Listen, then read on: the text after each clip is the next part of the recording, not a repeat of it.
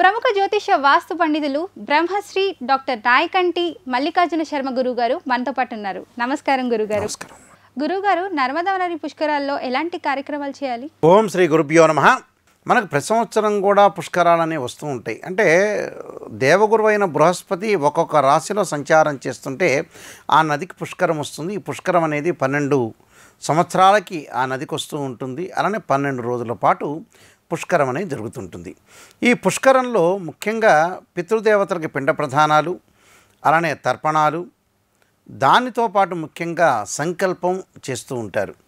అంటే కోరిక, అంటే కామ్యం సిద్ధించడానికి, పితృదేవతల యొక్క అనుగ్రహం లభించడానికి కూడా పుష్కరం అనేది ఒక మంచి మార్గం అని మనకి శాస్త్రంలో చెప్పబడింది.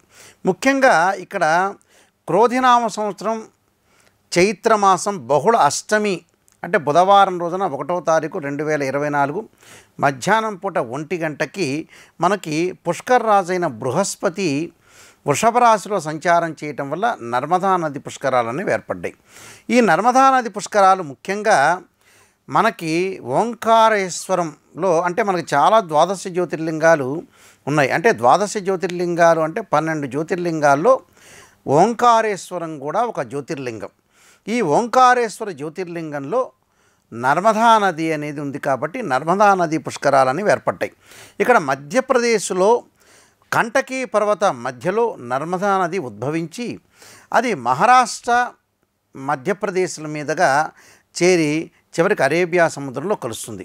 ఇక్కడ ఓంకార క్షేత్రంలో, ఓంకారేశ్వరంలో, నర్మదా నది తీరంలో ఇక్కడ పుష్కరం అనేది ఏర్పడుతూ ఉంటుంది. అంటే నర్మదా అంటే ఇక్కడ ఏంటంటే పురాణ ఇతిహాసాల్లోకి వెళ్తే ఇక్కడ శివుడు శరీరం నుంచి ఉద్భవించింది నర్మదా నది.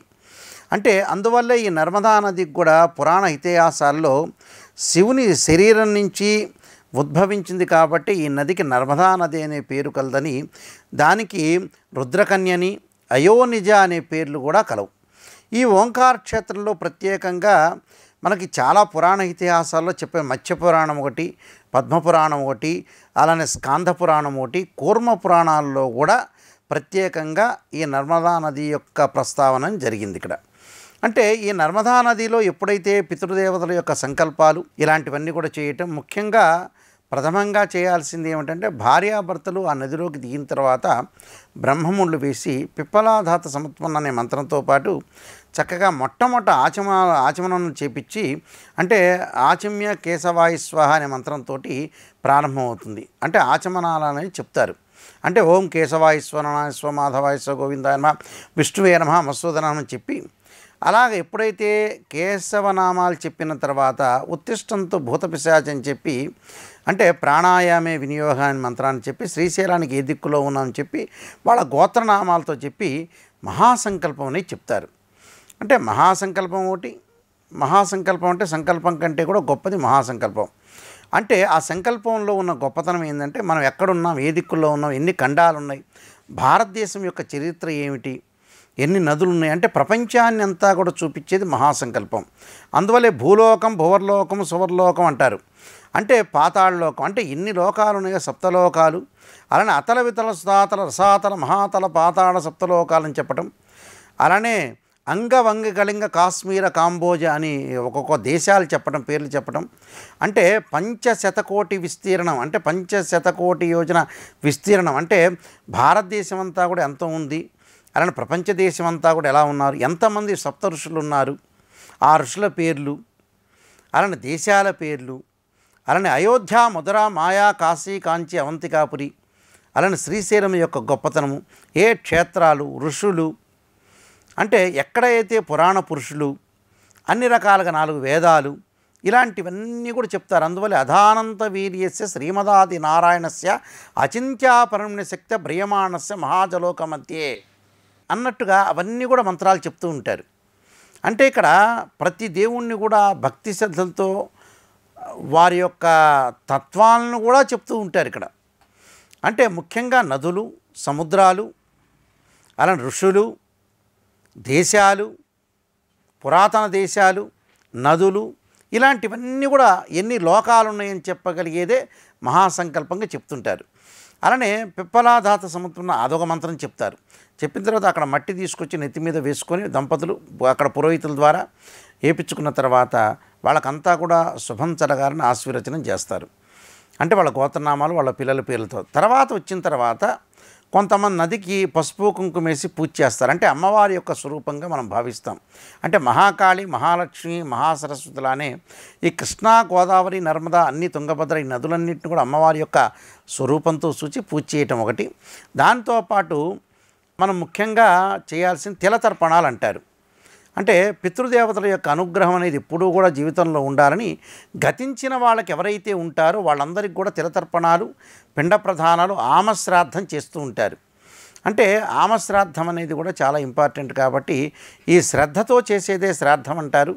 అలానే ఆమశ్రాద్ధం చేస్తారు. అలానే ఆమశ్రాద్ధంతో పాటు వాళ్ళ యొక్క ఏదైతే వాళ్ళు చేయాలనుకుంటున్నారో అవన్నీ కూడా వాళ్ళు చేస్తారు.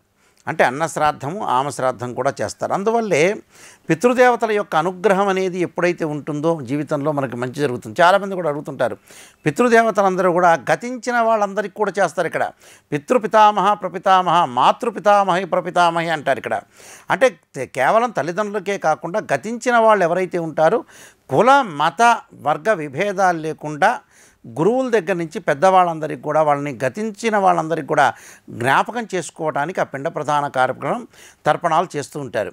అంటే వాళ్ళ యొక్క అనుగ్రహం ఉండటానికి సాధారణంగా అడుగుతుంటారు, గతించిన వాళ్ళు చనిపోయారు కదండి, చనిపోయిన వాళ్ళకి పిండ ప్రధానం అవసరమా, వాళ్ళు ఎక్కడో అమెరికాలోనో లేకపోతే లండన్లోనో పుట్టి ఉంటారు, వాళ్ళందరికీ అవసరమా అని అడిగేవాళ్ళు కూడా చాలామంది ఉన్నారు. ఎప్పుడైతే ఈ పిండ ప్రధానం కార్యక్రమం చేస్తామో ఆ పుణ్య ఫలితం అనేది వాళ్ళు ఎక్కడైతే పుట్టారో ఆ రూపంలో మారిపోయి వాళ్ళ అవసరాన్ని తీరుస్తూ ఉంటుంది అని అర్థం. అంటే మనం చేసే ప్రతి ఫలితం కూడా వాళ్ళకు అందే అవకాశం అనేది ఉంటుంది. అంటే వాళ్ళు ఏ రూపంలో ఏది అవసరమో ఆ అవసరం రూపంలో మారిపోతుంది. అంటే ఇండియాలో మనం డబ్బులు వేసాం, అమెరికాలో మన పిల్లలు డాలర్స్ రూపంలో మార్చుకుంటారని అర్థం. అలాగా ఖచ్చితంగా పితృదేవతల యొక్క అనుగ్రహం అనేది ఉండాలి. ఆ పిండ ప్రధానం గతించిన వాళ్ళందరూ కూడా చేస్తుంటారు. అంటే క్రతుపిస్తాని యజ్ఞాని పితృణాం దత్తమక్షయం అంటారు. అంటే పితృదేవతలకు చేసేదన్నీ కూడా పిండ ప్రధానం అనేది అంటే క్రతుభిస్తాని అంటారు. అంటే యజ్ఞాని పితృణాం దత్తమక్షయం అంటారు. ఏదైతే పితృదేవతలకు మనం చేస్తామో అది యజ్ఞంతో సమానమని శాస్త్రం చెప్పబడింది. అలానే అంటే ఆయు ప్రజాం ధనాం విద్యాం స్వర్గం మోక్షం సుఖానిచ్చి అంటారు.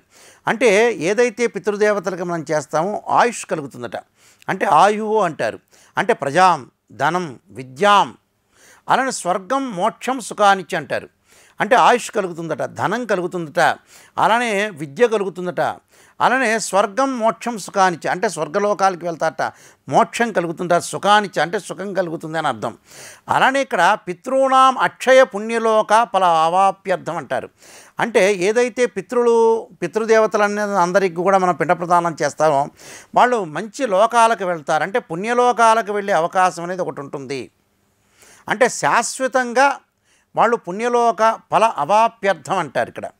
అందువల్ల ఇక్కడ ఏదైతే ఆబ్ధికము శ్రాద్ధం అంటే శ్రద్ధతో చేసేదే శ్రాద్ధం అంటారు. అదే సర్వే కారుణ్యాలు అంటారు. సర్వే కారుణ్యాలు అంటే ఏమిటంటే అందరికీ కూడా గతించిన వాళ్ళందరికీ కూడా ఈ పిండ ప్రదానం చేయాలని అర్థం.